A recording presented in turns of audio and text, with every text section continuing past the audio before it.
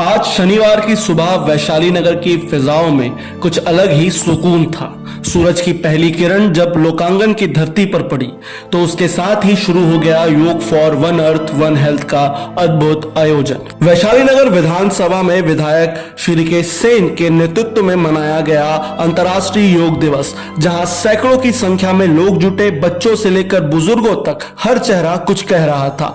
Yoga mat पर बैठा हर नागरिक भारत की उस सांस्कृतिक परंपरा से जुड़ रहा था जिसकी गूंज अब सिर्फ देश में नहीं बल्कि पूरी दुनिया में सुनाई देती है।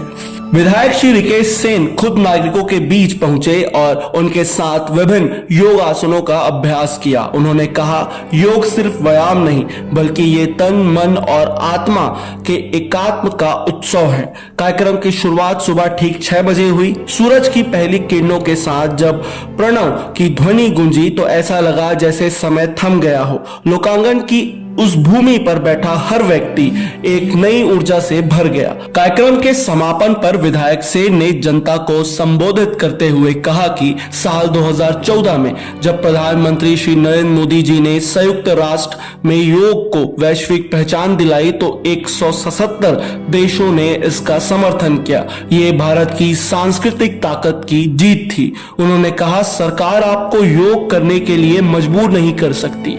ये फैसला आपको खुद लेना होगा। अपने शरीर अपने स्वास्थ्य के लिए खुद जागरूक होना होगा। उन्होंने ये भी कहा कि अगर हम योग को अपने दिनचर्या में शामिल कर लें तो न सिर्फ बीमारियों से बच सकते हैं बल्कि मानसिक तनाव, थकान और उलझनों से भी मुक्त हो सकते हैं। आज से कुछ वर्ष पहले देश के यशस्वी प्रधानमंत्री नरेंद्र मोदी जी ने एक प्रस्ताव पूरे विश्व के पटल पर रखा कि अगर व्यक्ति को स्वस्थ होना है, निरोग होना है, तो उसके लिए योग अभ्यास बहुत ही आवश्यक है, जिसे 177 देशों ने समर्थन किया।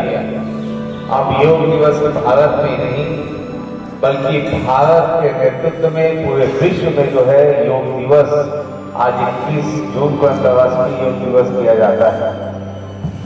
और ये जो है सिर्फ एक दिन का नहीं है और ये किसी सरकार की जवाबदारी भी नहीं है कि आप पे किसी भी प्रकार का दबाव सरकारें बनाएं कि आपको योग करना आवश्यक है।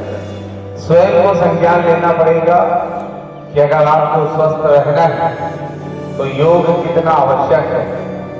आप देखिए, महसूस कीजिए कि आज 1 घंटे का योग था और इसमें आप अपने अलग ही दुनिया में चले गए थे, भूल गए थे कि कितने जीवन में भागम भाग है, कितनी व्यस्तता है।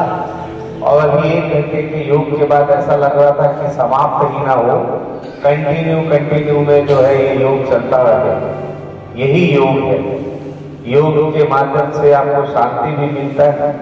जिस सुकून की तलाश में आप देश और विदेश जाते हैं वो सुकून जो है आपको योग में यहीं पे मिलता है।